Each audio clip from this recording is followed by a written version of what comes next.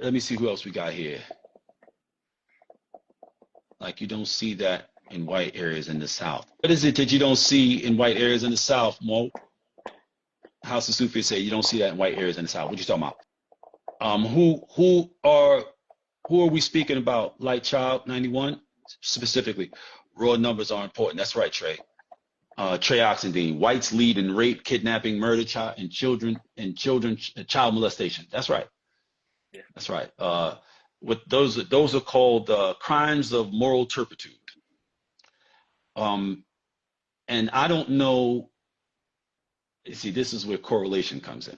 I don't know whether they are like that because there is some sort of genetic predisposition for it, but they do commit these sorts of crimes disproportionately, right? And I don't know whether it's based upon some kind of genetic predisposition, like they're just made this way, or whether it has to do with the degree of liberty that their systems have afforded them.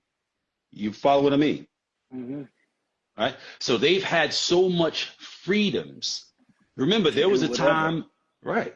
So Yeah. for many, many, many, many generations, they have been able to commit rape and murder and and create gatherings around it. So Even imagine just the all things the that they normalized during slavery, like when they just had them right. fight to death. Well, fight to the death while Or we gonna stand here and watch. right. Or Or you it, well just that sleep with that woman and we gonna party while we rape all the women. right. Right, exactly. Yo, I just got a new batch. I just got a new batch in. Between I got they like between like 8 and 13. Fresh off the boat. Come on, bring over some moonshine and let's have ourselves a ball. Have them run through the cornfield, man. You guys just go have at it. And this was normalized for them for generations. So when slavery ends, 1865 or so, sure, and then we go into the Jim Crow era, whatever, and they're still raping with impunity, murdering with impunity, no consequences, nothing to worry about. That, I mean, it becomes part of their mindset. You know what I'm saying? You got some 8-year-old, 7-year-old, 6-year-old kid who's running around with his father while his father is lynching and burning and maiming and raping. Well, to him, this is a representation of life and reality and the freedoms that his whiteness affords him and so forth. He feels like he should be able to do this. Now, what happens when people who have these sorts of tendencies, trust me, not every white person is capable of these atrocities. They just didn't have that degree of inhumanity. They just couldn't do it. Some people can do things, some people can't, regardless of their ability to do them, like their freedom to do it, their liberty to do it. They just can't. It's like, oh, come on, you want to rape? It's like, no, I'm cool. I don't really want to rape, but you enjoy yourself, right? When when these people, generation after generation after generation, like are seeing this stuff and experiencing this stuff, and then all of a sudden it becomes illegal. Like, oh shit, they're actually sending white people to jail for doing these things. Damn. But we've been doing it for generations and generations and generations. It's normal. Now, you know, we don't have access to them like that. They're where they are, and we're where we are. Who am I going to rape and molest and murder and stuff now? Honey, we got any kids around here? Just ours. Oh well, I got to get my rape on. like, like they've been doing this shit for so fucking long. It's in their wiring. Remember I told y'all about that documentary, Men Questioned White Men. Well, I'll say men. Men questioned about Would they be able whether to, and if they could get away with it? whether they yeah, would commit rape if they could get away with it. Let's see what comes up.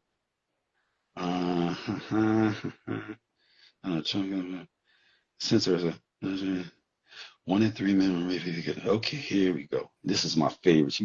This is the sister from the Young Turks. The University of North Dakota wanted to delve deeper into the issue of sexual assault on campus, so they conducted their own survey where they spoke to 72 men that go to school at the University of North Carolina. Now, this is a small, North Dakota. Now, this is a small sample, but the respondents had answers to the questions that I think are shocking to say the least. So let me tell you exactly what happened.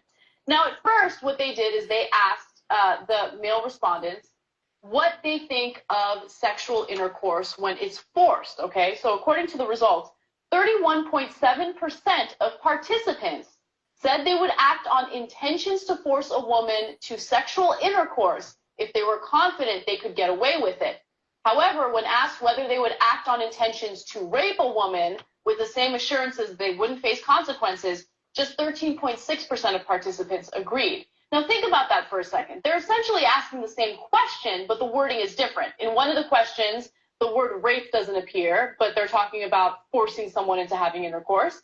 In the second question, they use the word rape, and the answers differ. Now, before we get into all of that, I find it really interesting that 13.6% of the male respondents still said that they would rape a woman without worrying about consequences. So now there's some chance that some people misinterpret that sentence to mean like, if you could force her to do it, even if she doesn't want to do it, like in a hypothetical world, like you say, oh, I get to have that woman, even though she's not interested. Like, you see what I'm saying?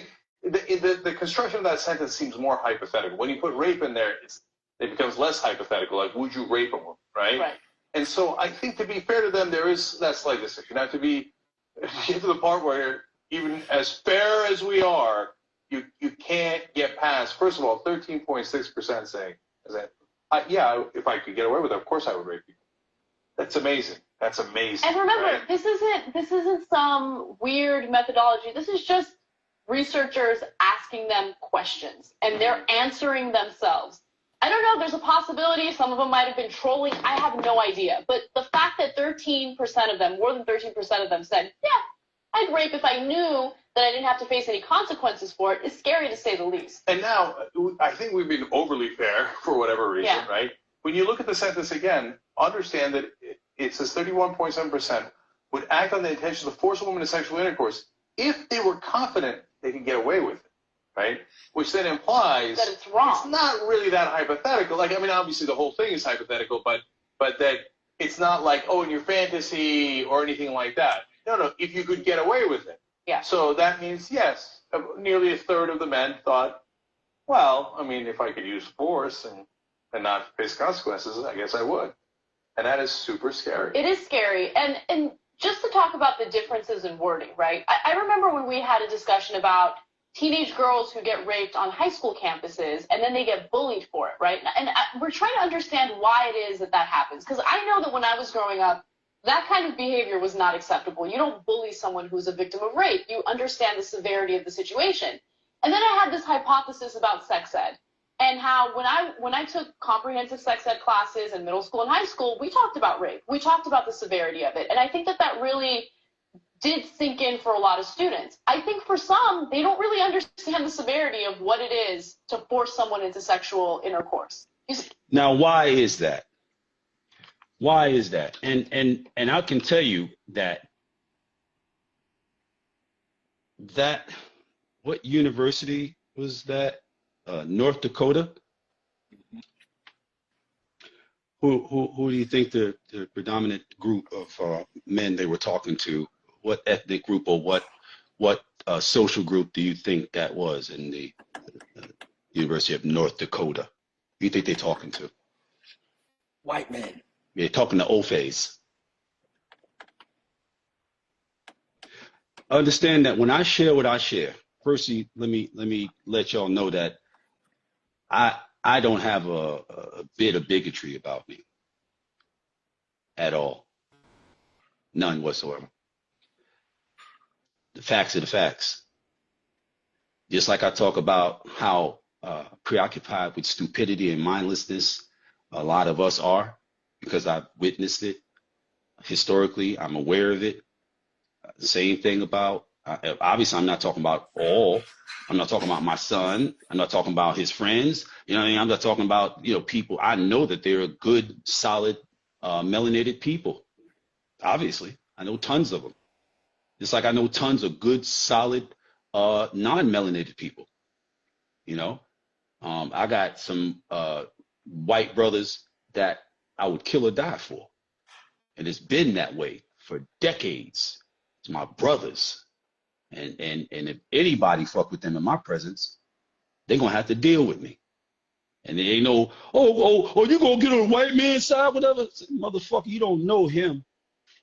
He ain't the